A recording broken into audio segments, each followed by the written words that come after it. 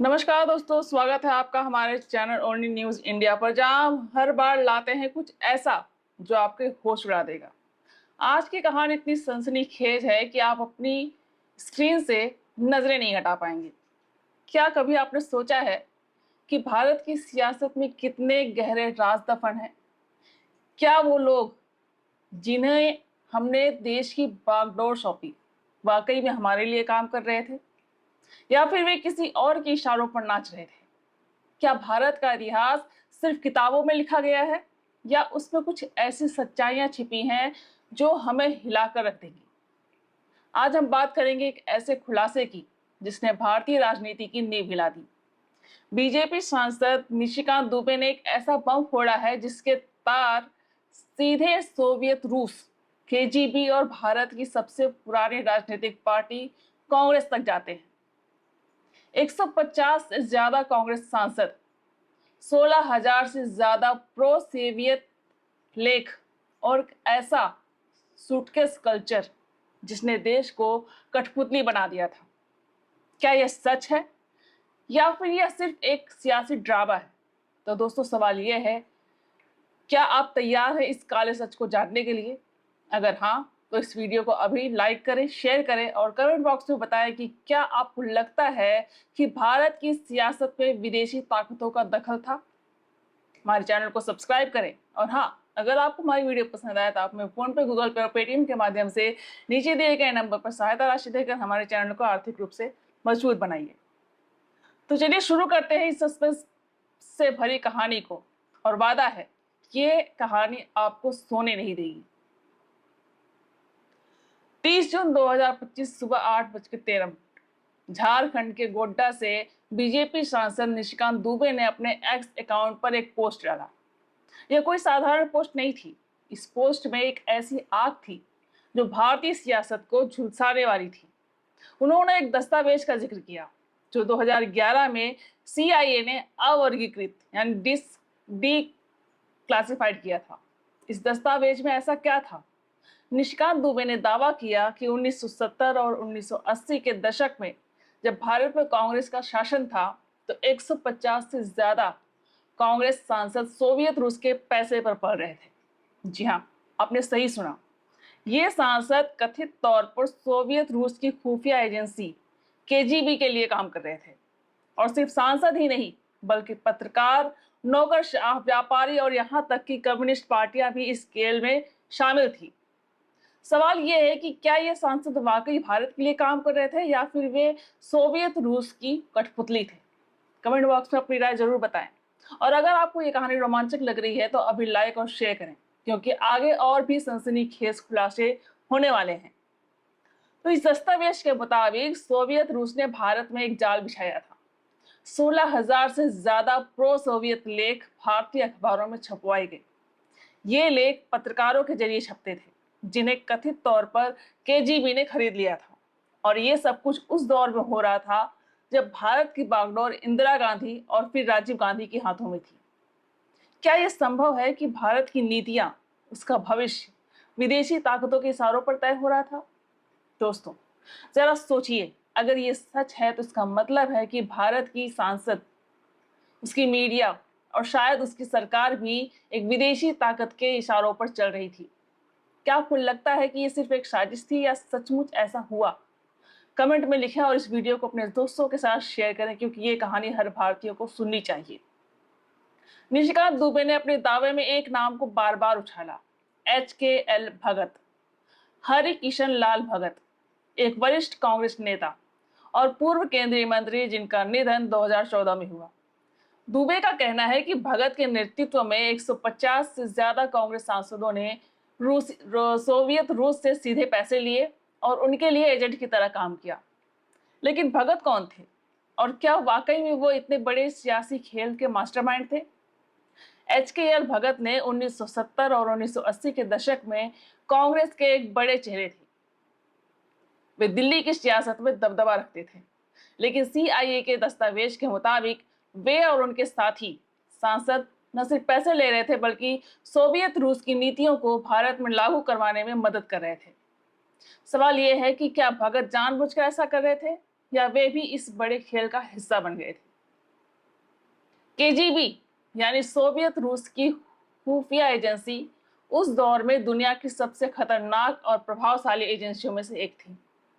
CIA के दस्तावेज के मुताबिक भारत में उस वक्त 1100 से ज्यादा केजीबी एजेंट्स काम कर रहे थे। ये लोग नौकरशाहों, व्यापारियों और पत्रकारों को अपने जाल में फंसा रहे थे। क्या यह संभव है कि भारत की नीतियां, उसके विदेश नीति और यहाँ तक कि उसकी रक्षा नीतियां भी केजीबी के इशारों पर बन रही थी? दोस्तों, ये सवाल आपको परेशान नहीं कर रहा? अगर हाँ, तो कमेंट में बताएं कि आप इस बारे में क्या सोचते हैं। और हाँ, इस वीडियो को अभी शेयर करें क्योंकि ये कहानी आपके दोस्तों को भी चौंका देगी। अब बात करते हैं उस सनसनीखेज खुलासे की जिसने मीडिया की साख पर सवाल उठा दिए। सीआईए के दस्तावेज के मुताबिक 16,000 से ज्यादा प्रो सोवियत लेख भारतीय अखबारों में छपवाए गए। ये लेख कोई साधारण लेख नहीं थे।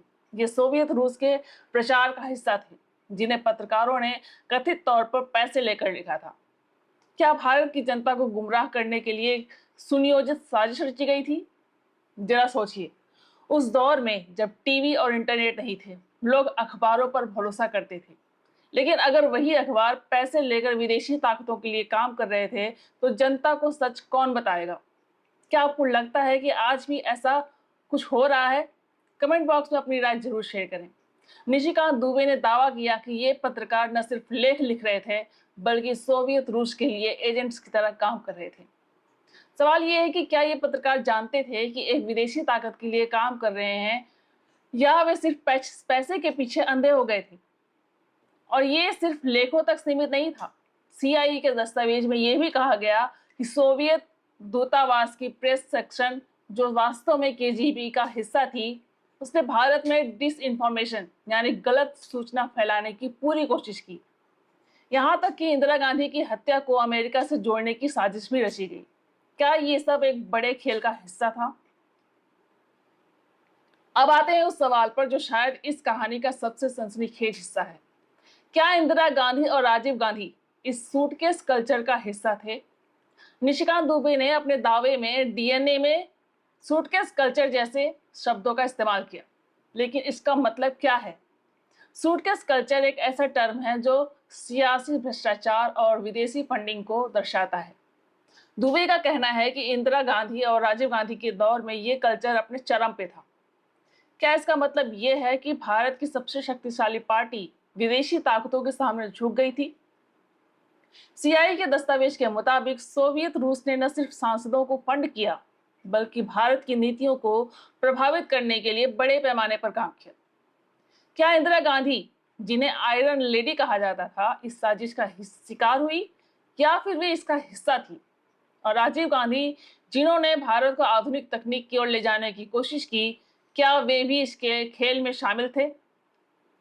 दोस्तों, ये सवाल आपको परेशान नहीं कर रहा? कमेंट में बताएं कि आप इंदिरा और राजीव गांधी के बारे में क्या सोचते हैं, और इस वीडियो को अभी शेयर करें क्योंकि ये कहानी हर भारतीय को जाननी चाहिए। निशिकांत दुबे ने एक और चौंकाने वाला दावा किया। उन्होंने कहा कि कांग्रेस की उम्मीदवार सुभद्रा जोशी ने सोवियत युग के दौरान जर्मन सरकार से 5 लाख रुपए लिए थे। ये पैसे कथित तौर पर चुनाव के लिए थे, लेकिन हारने के बाद Subhadra Joshi Indo German forum की अध्यक्ष बन गई। क्या ये एक संयोग था या फिर एक सुनियोजित साजिश? सवाल यह है कि अगर ये सच है, तो और कितने विदेशी लोग विदेशी ताकतों से पैसे ले रहे थे? क्या भारत की सियासत पूरी तरह से बिक चुकी थी? कमेंट बॉक्स में अपनी राय जरूर बताएं। अब तक आपने ये सारी कहानी सुनी, लेकिन सवाल यह है कि क्या निशिकांत दुबे के दावे सच हैं, या फिर ये सिर्फ एक सियासी हथकंडा है? कांग्रेस ने अभी तक इन आरोपों का कोई आधिकारिक जवाब नहीं दिया है, लेकिन अगर ये सच है तो ये भारत के इतिहास का सबसे बड़ा घोटाला हो सकता है। दोस्तों, आप क्या सोचते हैं? क्या ये दावे सच हो सकते हैं, या ये सिर्फ बीजेपी की सियासत है? कमेंट में अपनी राय जरूर रखें और इस वीडियो को अपने दोस्तों के साथ शेयर करें क्योंकि ये कहानी हर भारतीय को सुननी चाहिए। निशिकांत दुबे ने मांग की है कि इस मामले की जांच होनी चाहिए। क्या आपको लगता है कि आज यानी 2025 में इस पुराने मामले की जांच होनी चाहिए? अगर हाँ, तो क्या ये जांच देश की सियासत को बदल देगी? और अगर नहीं, तो क्या हमें अपने इतिहास को भूल जाना चाहिए? सवाल ये भी है कि क्या आज भी कोई विदेशी ताकत भारत की सियासत को प्रभावित कर रही है? कमेंट में अपनी राय जरूर बताएं। तो दोस्तों, ये थी एक ऐसी कहानी जो शायद आपकी रातों की नींद उड़ा दे। 150 से ज्यादा सांसद, 16,000 लेख, केजीबी और सूटकेस कल्चर।